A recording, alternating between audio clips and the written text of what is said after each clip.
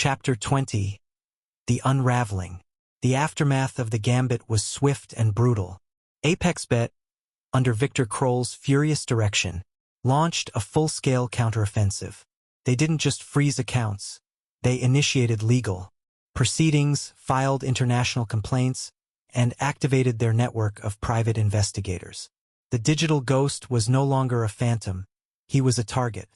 His carefully constructed web of aliases began to unravel. Salim Oskan's bank account was frozen.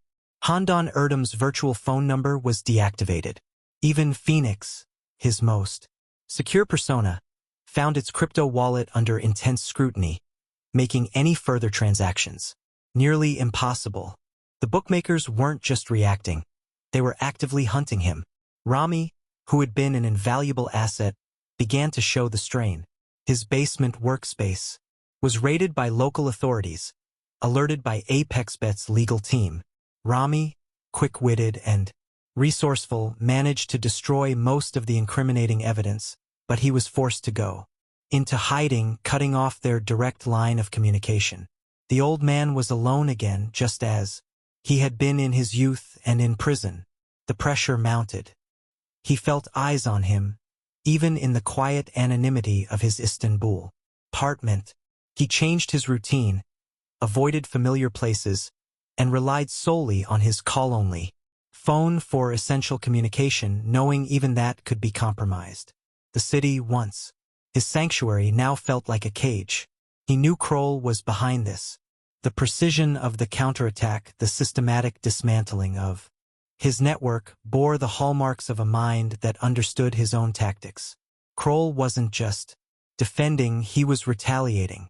One evening, a message arrived on his encrypted channel, a single line of text. "The game is not over, Kurt. It has just begun." It was from an unknown sender, but the chilling familiarity of the pseudonym, his old moniker, sent a jolt through him. Kroll knew. He knew who he was.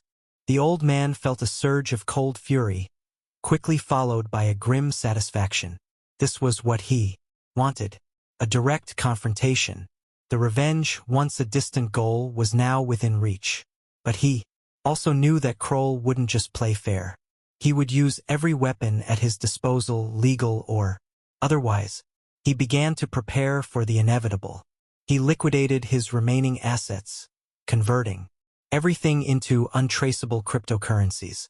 He meticulously shredded his paper notebooks, destroying any physical evidence of his schemes. He was stripping himself bare, preparing for a final, decisive move. His thoughts turned to Elena. She was the one vulnerability he couldn't simply discard. Their connection, forged in the quiet rhythm of tango, had grown into something profound, something he hadn't allowed himself to feel in decades. He knew he had to protect her, to keep her out of the escalating conflict.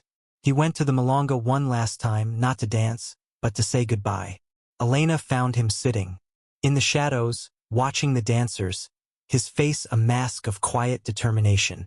"You're leaving," she stated, not a question, but a knowing observation. He nodded. "The air here is changing. It's no longer safe for me." "And for me?"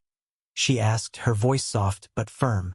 He looked at her, truly looked at her, and saw not a source of information, not a vulnerability, but a woman who had seen past his defenses, who had offered him a glimpse of a different life. "You are safe," he said, his voice rough with unaccustomed emotion. "I will make sure of it." "You are chasing a ghost, aren't you?" she asked, her eyes searching his. "A ghost from your past." He didn't confirm, didn't deny. He simply took her hand, a rare gesture for him, and held it. "Some debts must be paid." "And what then?" she whispered. "When the debt is paid, what will be left of you?" Her words hung in the air, a stark reminder of the cost of his obsession. He had no answer. He had only the path of revenge, a path he had walked for decades. He left the Milonga that night, leaving behind the warmth of Elena's hand, the comforting rhythm of the tango. He was stepping back into the cold, unforgiving world of his past, ready for the final confrontation. The unraveling was complete. He was exposed, hunted, but also, finally, free to confront his demons head-on. The game was no longer just about winning. It was about survival and the ultimate reckoning.